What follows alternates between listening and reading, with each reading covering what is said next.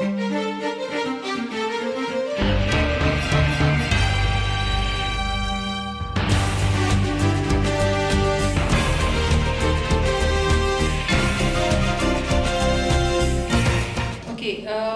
our first track is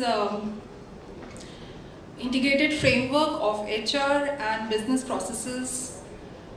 It is a key driver for a strong, engaged workforce. Our speaker is Ms. Parvati Karte. She's Parvati is the head of lateral onboarding for TCS India and the process excellence lead for the talent acquisition group of HR TCS. She is a Six Sigma Black Belt. With 15 years of professional experience, she has essayed different roles in project delivery, quality assurance, quality audit, and HR working with team across locations in India and their on-site counterparts. She is a postgraduate in mathematics from the Indian Institute of Technology, Mumbai. She lives in Chennai. In her current role, she is responsible for the complete post-offer life cycle of a candidate until completion of 1 year in the organization. She mentors and drives process improvement projects targeted at improving the operational efficiencies and reduction of cycle time in core HR processes, using Six Sigma and structured problem-solving methodologies, and manages the competency development program for the HR associates of Talent Acquisition Group of TCS. Ladies and gentlemen, let's welcome Parvati with a huge round of applause.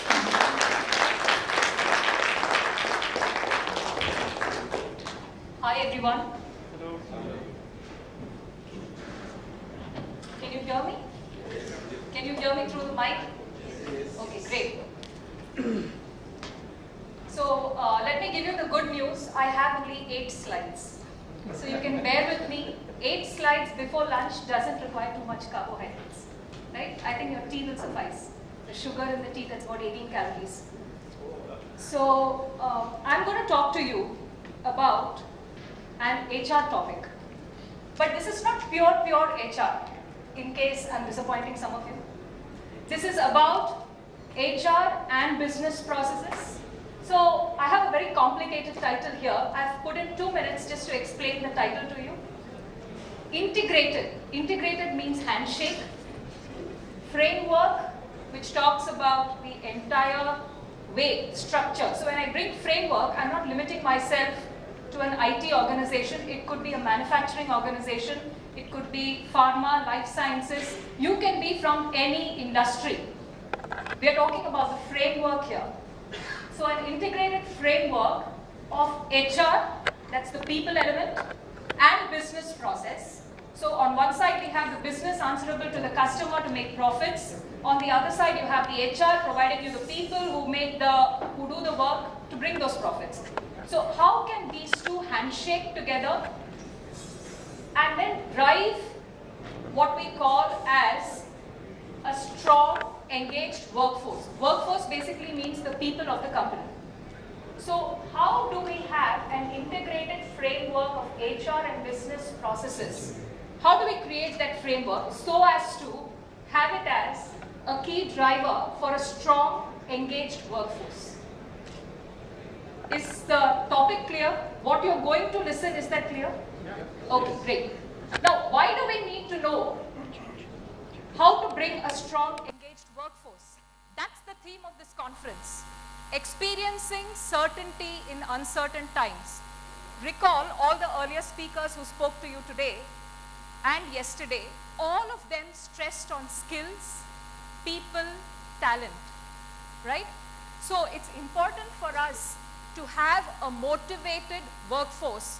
If you don't have a motivated workforce, how are you going to get that experience of certainty in your project? So is the relevance of this particular topic now clear from a conference perspective? Okay, then I'll get started.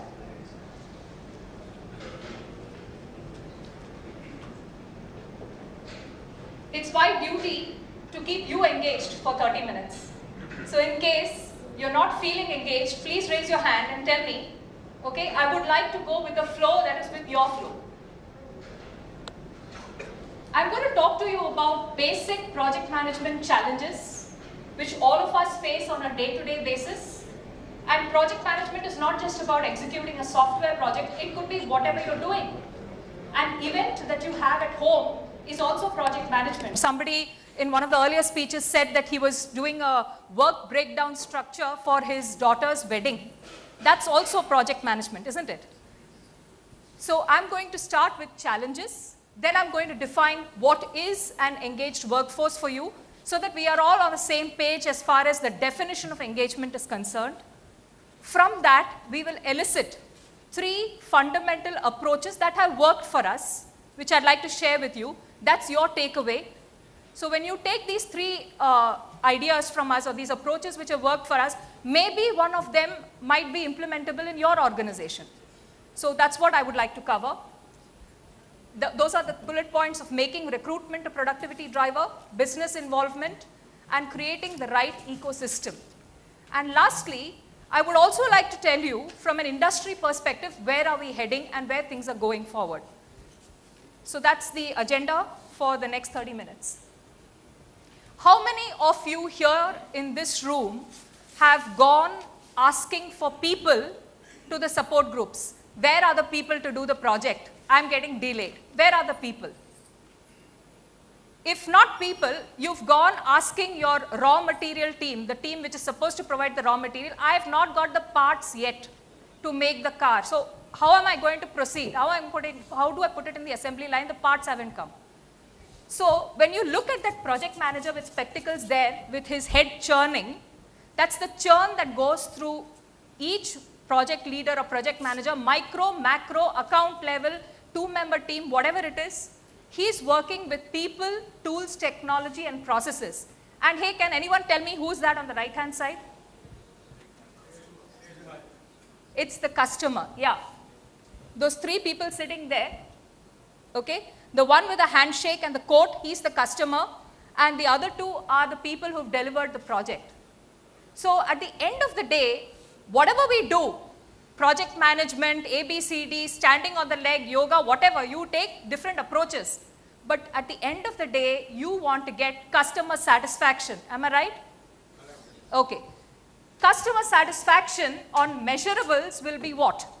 You have 4 measurables there, and I've purposely put pictures because I want you to think. What does the first picture indicate?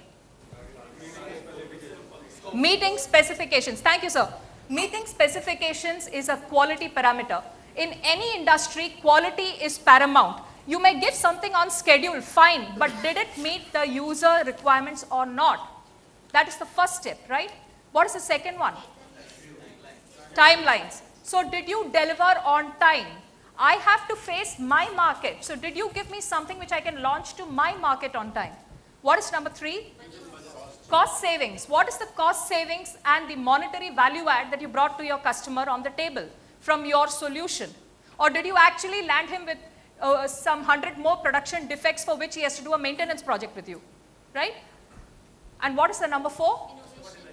Fantastic. Innovation or customer delight. So what is it that your customer wants to keep coming back to you and buy your product, your service, your deliverable? Why does he want to keep doing business with you? If he did business with you in the first year, he's already raised the bar for the second year. So how are you going to give him that additional value add, right? So ultimately, isn't the project manager from a metrics perspective working on all these, right? This 30 minutes, we are going to look at the people part of it. Because you have to get the people into this project so that you are able to achieve that satisfaction. So let me define, and please all of you focus on the written matter that's come here. What do I mean by managing talent? Managing talent is not just about getting that fantastic struts guy or the great project management guy into your company. You have to get him in. You have to retain him. He should not leave after 2 years. You have to retain him, and you have to nurture him. You have to treat him like he's not just another spoke in the wheel. He is the most important guy of your company. So you have to look at a set of processes which involve getting the right people, retaining them in the organization, nurturing their aspirations. And if you do all of these, you know what happens? You get what's called a motivated workforce, which is also called an engaged workforce. What happens when you get a motivated and engaged workforce? It becomes a critical success factor for your project outcome. Am I right? Yeah? So, look at the red word there, engaged workforce. Yeah, we all know, I mean, we have to be motivated on the job. I get up in the morning, I come with a lot of motivation, I want to work, man. But then does it come so easily? I have so many urgent tasks to attend to, I'm sacked by Monday afternoon. All my motivation's gone. So for a function like HR, imagine, put yourself in my shoes. For a function like HR, how do they know that all the workforce of this company are motivated? They really want to do the great job. There have to be indicators for motivation, isn't it? Indicators for engagement. So I'm throwing open 3 indicators. Tell me if you agree. An engaged workforce or a motivated workforce, if you are really motivated, you will love your work. You will want to work. And that will show in terms of a productivity measure. You will be productive on the job. The second thing is, you will be loyal to your company. You will not be apping outside. You will not be looking for other jobs. You don't have time. You're so motivated in this job. So you will be retained. Correct? And the third thing is, you will belong. You will want to participate in initiatives of your company. So we've looked at 3 critical indicators of an engaged workforce, which are productivity, number 1, something going up over time. Productivity by definition, output per unit time. So if this year you are able to write 10,000 lines of code, next year you're writing 15,000 lines of code, or your levels have gone up in terms of the kind of work you do in your project. Productivity, retention, you stay with your company. And number 3, participatory culture, you participate in the different initiatives. Do you agree? Engaged workforce becomes a critical success factor for project outcomes. Park with your question, I want to discuss it in Q&A round. Slightly heavy duty, okay? But being a math student, I have to put a math slide, right? So, just to tell you that whatever fund days we use in terms of project management or any other PDCA, Plan, Do, Check, Act, it all comes to the same thing. In Six Sigma, we call it DMAIC. And if there are some Six Sigma folks here, D stands for define, M for measure, A for analyze, I for improve, C for control, which means plan, measure, then analyze your work, take improvement actions, and then achieve a stable state or a control state so that you don't by inertia go back to the old state. Are these basic project management principles? Yeah? So what we did was, first part, productivity. How is it that we can actually ensure productivity? Let's examine a project. You get 10 resources. Do you have time to train those 10 resources for 20 days and then get him working on the project? No. The day he comes to you, good morning, good afternoon, he is already on the job. Am I right? So your learning curves are very short.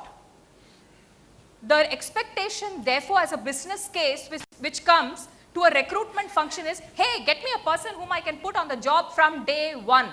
He has to be that perfect fit. You know, the guy who is presentable to the client, the guy who knows complete domain, banking domain, the guy who knows the entire technology, and he can just read the SRS and start working. I'll give him some minimal training on the job. This is the kind of expectations of the market today. So, how, yes? So in the ideal condition, the SRS also should be known to the customer. Exactly. Experienced professionals have to come with that value add also, maybe the solution too. So, therefore, what happens is, just imagine the problem from a staffing perspective. Now, the business problem is, get me somebody built from day 1. The HR problem is there such a person? And can I give him that person on day 1? So, if I look at it as a measurement, the approach we took was Six Sigma. Why? Because it directly integrates business and HR through process analysis. Okay? So what I am trying to show you here, please you don't need to worry too much about the normal curve and all that. These are the flow we take it through the Six Sigma project. What I am saying here is that we went to our business and we said we want to solve your problem. We understand night and day you're having a problem. You don't get your resources on time. If you get them on time, they are not with the right skills. Correct? And even if they are with the right skills and at the right time, they are eating up your cost in terms of high CTC deviations. So I have to give you the right person at the right time with the right cost. Correct? So this becomes my business case. And from that, we did a project wherein we looked at for every additional day of delay, I will call it as a defect. You want in 20 days? Okay. If I take 21 days, it's a defect. You want the person in say 30 days? If I take 31 days, it's a defect. So we did a defect analysis, just like how we would do for any product.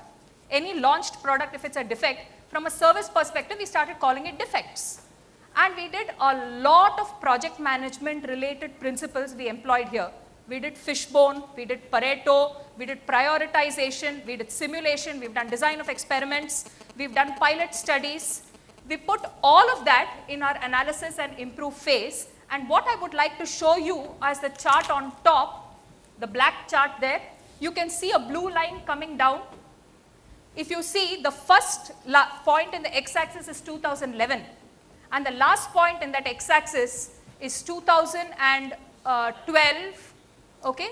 So in a span of 18 months, we were able to bring down our defects from 3,000 defects to something like 500 defects. That was the kind of traction which we got with business by addressing their problems one-on-one through project management approach, by looking at every day of delay, understanding why the delay happens and putting improvement actions. Now you will ask me, what kind of improvement actions you put? Is anyone wanting to ask that question? Thanks. Okay. So for example, what we did was, you've heard of Lotus Note Same Time? Some of you use Lotus Note Same Time. We used Lotus Note Same Time. It has a video chat feature. Just giving you one example. When I do an interview in Chennai, I have an interviewer sitting in Delhi. I don't want that interviewer to interview the candidate sitting in Chennai in his house. Suppose he refers to the book and gives the answers. Problem, no? So I want him to come to my office and take the interview. So we did a Lotus Note Same Time video chat solution for outstation interviews. Because we had a practical problem. When I call a candidate for an interview, I don't have an interviewer in the same location. One example. Another example, communication basics. Is this a project management principle? Good project status reporting, right? Imagine for a drive, if I have to hire for a project, there is a huge project which we are doing, okay? We need 25 people. But those 25 people are not easily available in Delhi. I have to take 5 from Delhi, I have to take 5 from Ahmedabad, I have to take 2 from Bombay, I have to take 1 from Pune. So there is one project manager who is centrally monitoring that. Can I bombard him with 10 Excel sheets and 20 emails a day telling him the status? He'll get shocked. He can't do it. So we came out with trackers, online trackers, which facilitate project tracking and decision making. That was so these were the different kinds of simple solutions which we put in place. Operationally, when a candidate comes, and I'm looking at time here, can you imagine from the time that a candidate comes to the office, to our office, the clock starts ticking. And I want to ensure that within 20 days, I'm able to complete the interview process and give him an offer if he's selected. So the time is ticking every day, escalation mechanisms, so that things don't age. Because you tend to have decision making happening by number of business stakeholders. All of these are different documentations which we have as part of the entire process. All had to be revisited. 3-page documents became 1-page document. So things which were hard copy evaluation sheets became automated Excel sheets. So when you actually get into a project, get into this problem of solving a project manager's basic daily grind of get me the people, we took a project management approach, which is this, and we addressed it for different project segments across our different verticals by giving this, by verticals I mean banking, high tech, telecom, so the different industry segments. and we were able to address their problem. So in terms of a sigma, we were able to reach something like a 2.5 sigma level at that time. It has improved further. At that time, we were closing it at 2.5 sigma. We were achieving a 1.5 sigma improvement. That's what this slide is saying. Is there any doubt on this slide? Okay. So we showed what is the sum and substance of this.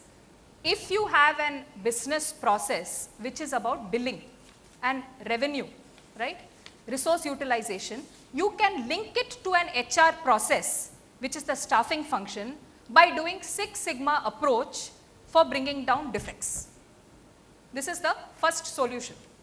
So you're talking about the productivity of hiring, right? Productivity not of hiring. I am telling productivity in terms of giving you a productive resource on the job from day one. Resource, okay. So one of the fundamental issues I faced personally is because there are other, so the HR takes over the recruitment, right? And the biggest problem is finding the right person. So you may announce to the hiring manager that I have found a shortlisted candidate, but then very soon it realizes that the HR itself has not understood the problem. You're saying the job definition, skill match, okay, that's a different Six Sigma project. I was just asking, is that See that this, has any- I'm glad you asked this question, which shows that you've understood this slide. See this project is about cycle time reduction, the clock. The thing you're asking now is in terms of skill match, which means that everything is about combination skills, isn't it? You want a struts guy who also has worked on SharePoint, who can be deployable into a development project in a telecom domain. So how much job definition you are giving me, right? So getting that 10 on 10 match is a different project which we are doing. We give generally a 7 on 10 match. And then we say to the internal L&D department, you train him for the remaining. That's how that is our practical approach which we take.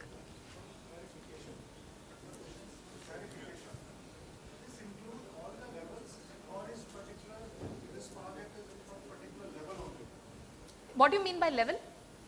Suppose we need people for DGM level or this particular skill level only. Okay, right, it is for all levels. Good It is question. for all So we levels. have taken this from a minimum experience of 3 years Okay. to upper limit and can be anything. Okay. Another clarification is you mentioned the defect, the access time of 20 days. To start from the customer requirement, as a business manager, if I need a one person with X skills, so from the requirement date to your offer date, correct? Yes, not exactly from the customer requirement, from the time that project announces the requirement. Huh, absolutely. Yeah. The supervisor is needed a one Correct. particular The person yeah, from the to time the start from supervisor says, I need a resource, the clock starts ticking there until we offered. till the time he's offered. Okay. And that time has to be 20, not business days, calendar days, Saturday, Sunday included. Thank you. Yeah, we work on Saturday, Sunday also. Offline.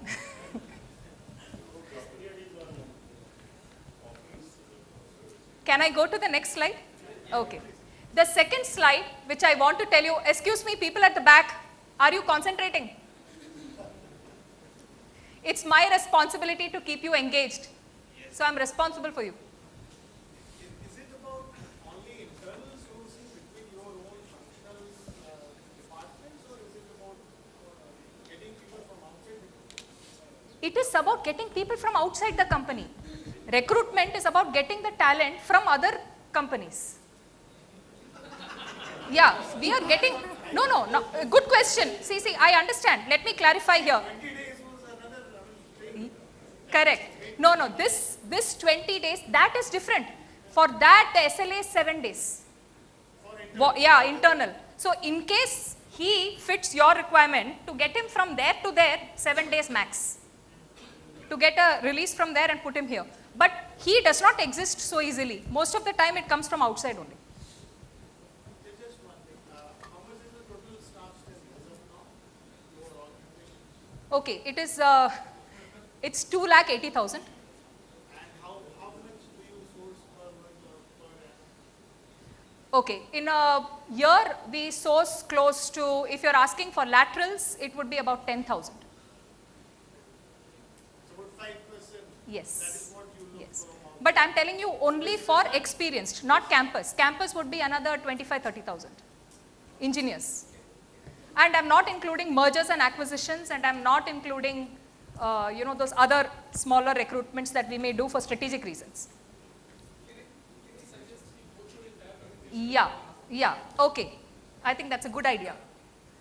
So now, just to get the flow, otherwise we may lose the flow. I'm telling you about the second approach. How am I on time? 5 minutes. 5 minutes? After that Q&A, is it? Okay. Second approach, business involvement for workforce retention.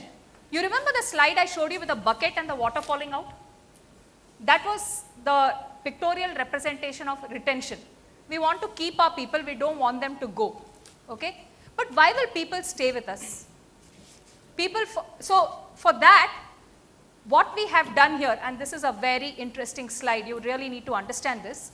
Look at that picture there. Okay, it resembles a seesaw, sort of. So there is a push-pull effect. I'm sure in project management you would have studied force field analysis, push-pull effect. You create a push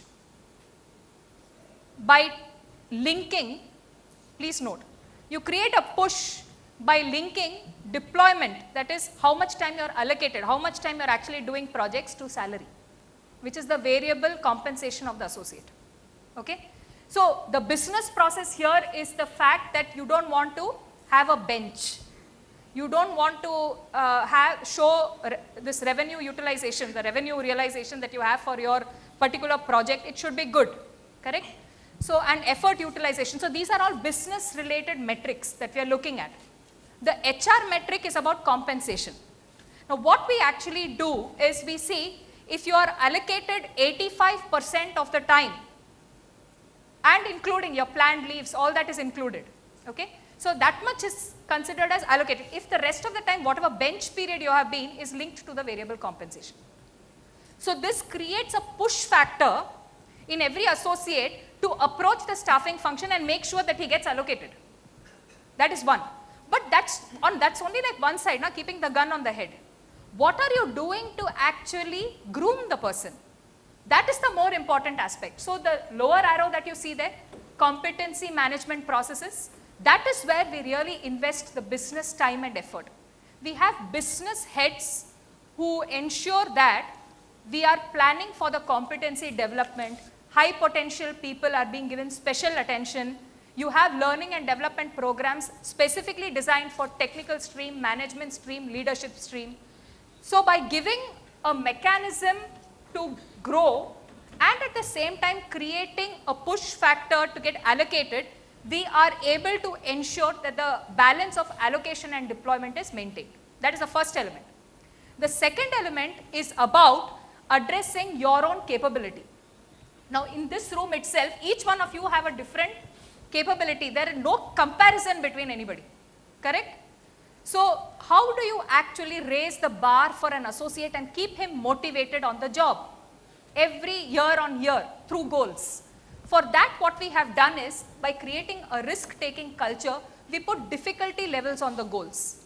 So your manager will set a goal for you. You may have some 6 or 7 goals, and there would be a difficulty level attached to each goal. Higher the difficulty level, higher will be the possibility to accomplish that goal 100%.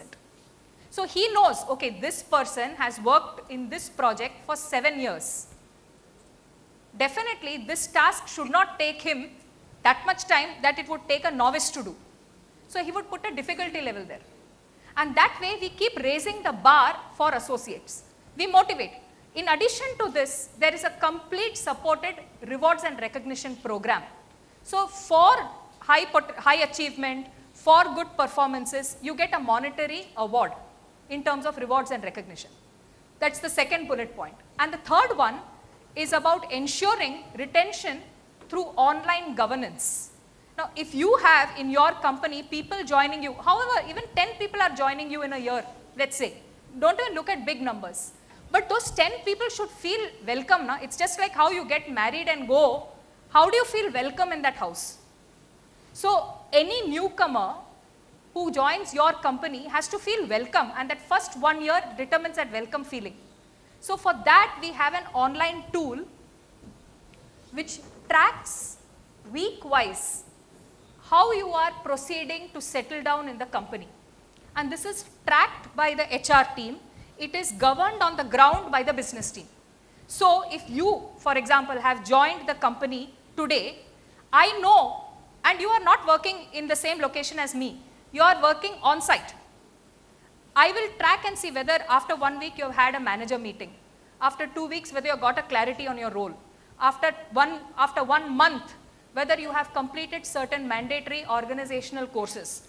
I will keep tracking this for a period of 1 year, and if I find through my systems and through the survey responses that you give, I sense that there are lots of no's, I know you are not settled down and I can give you more attention. So online governance has been another approach. Just to summarize, the dynamics of allocation and deployment, goal setting with difficulty levels, and online mechanisms for getting new people who join our company to give attention to them. These have been some approaches which have worked for workforce retention. Any specific design format for this online? Yes, this is the, what you're seeing is directly a screenshot of the portal itself. It's developed on SharePoint. It's with HTML5. And please note, it is global. It is not India specific. It is being used in Japan, China, US, UK, India, within India lots of locations. So it is a global tool, easy to deploy, written by our own developers. It's a homegrown thing. Just in Indian family, पहले से जो बहू है नया बहू आती है तो उसको थोड़ा ज़्यादा Correct. असर करती है। तो वैसे same What are you saying? पहले से जो बहू है, what? मतलब जो पहले से है ना घर में जो मेंबर से जो बहू है Correct. नया वाले को टर्चर करती सभी काम ऐसे करा देते Oh, yeah, those kind of ragging things also we check. तो सोचते हैं बाद में कि चला जाए बोले That also we check, yeah. Okay, and the last slide, this is not a heavy slide, this is a light one. I'm just telling you about our framework. See, this is fine that we may do Six Sigma, it is fine that we have mechanisms for retention, but you must have an overall skeletal structure. So this slide is just telling you 4 ways in which we have created a strong foundation and structure.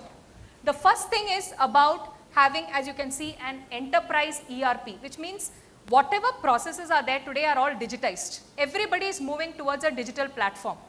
So we are ensuring that we have an enterprise ERP, which is a digitized process framework. Second thing is, we have a platform, and I have the screenshot for you. This is it. This is called Web 2.0 platform. This connects with engineering students across India. If you have younger brothers, sisters, daughters and sons who are in engineering college, ask them if they are connected to this tool. Most probably they will tell you yes. The name of the tool is Campus Commune. So I'm not telling you about Campus Commune. I'm telling you that in your company also, everything is moving social, right? So you will start looking at systems like Facebook and your Twitter and all of that. This is one internal tool which helps us to connect. We have a very strong organization structure which integrates business, which is all our domains, with support groups, so that structure is maintained. We have a quality system which is compliant to all standards. So you have all the ISO standards, CMM standards. You keep having assessments and audits, right, on periodic intervals. So you want to benchmark. So for a framework, you need to have that in place.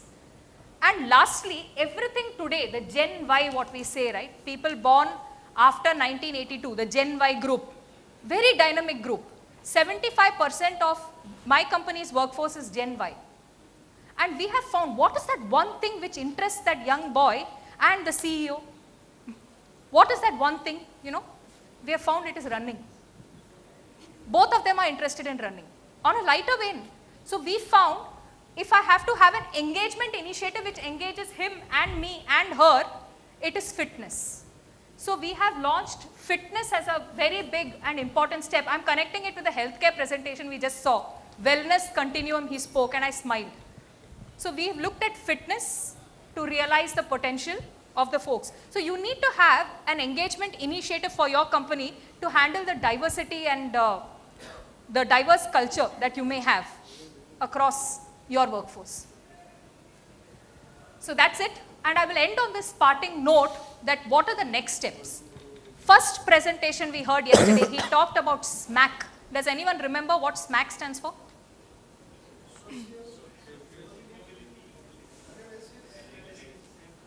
Fantastic. Social Mobility Analytics Cloud. This is what is going to stay. This is the future. Please believe me, this is what is going to happen. And for many of us who attend such forums, you must be hearing this time and again. So we have identified that our challenges today, as we are sitting in this room, which we all have to think about using our project management knowledge is, number one, how are we going to redefine our processes to handle non-linear growth? It's not so easy to get business today. It's also about, how we are able to get non-linear patterns for profits. So processes also have to change. Processes were designed for that archaic waterfall model. They have to change. Second, everything is coming on mobile now. Applications are all coming on mobile. So mobile enablement is here to stay, and how are we going to actually ensure that this integrated structure is also available as a mobile service for stakeholder experience? Because cost, quality, schedule and value add is all customer. What about stakeholder? Each associate's experience. So that is the stakeholder experience. Third aspect is social collaboration platforms are here to stay. I'm sure people, the young group at home, all your young group family at home must be all onto social sites, right? Facebook logins, sharing of pictures, Google+. So it's here to stay. That's the culture. So, and that what is doing it is giving you a lot of data. So how are you actually working on the data using your project management experience? That terminology is called big data analysis. So we are going to have lot of data on social platforms. As a project manager, you have to look at what the data is and get patterns out of it. Simple example, that campus commune picture I showed you, we did a coding contest on that for all engineering students in India. And do you know what, for the winners, what we gave? On the spot job offer. On the spot. Winners of a coding contest on a social platform got on the spot job. So we identified talent. That is the potential of this tool, social collaboration platforms. And fourth is, how are we, gamification, is a new concept which is coming out. Right now all of you are playing one game, on the mobile. Gamification. How do you actually engage people using games? We all played games as kids. Now somebody is telling us gamification can be done in business also. And then we are listening to it like it is a fun day. But we know it. Correct? So gamification is here to stay, and we are going to see gamification come in as an innovative strategy to actually look at learning and development, because in your company maybe resources are different in different companies. In IT industry, resources are the human resources. The raw material is the human resources. So that knowledge capture is a big challenge for us. Capturing that knowledge so that we can address the skill complexities through innovative strategies like gamification is the next step. Hello. Okay. Thank you, Parvati, for such a wonderful presentation. It was truly great. I would request Ms. Shilpa and Mr. Amit Chauhan to come on the stage, please, to present the mementos.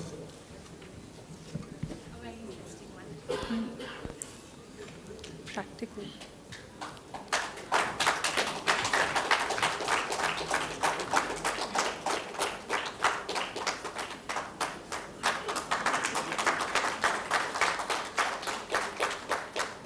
Thank you very much, Parvati.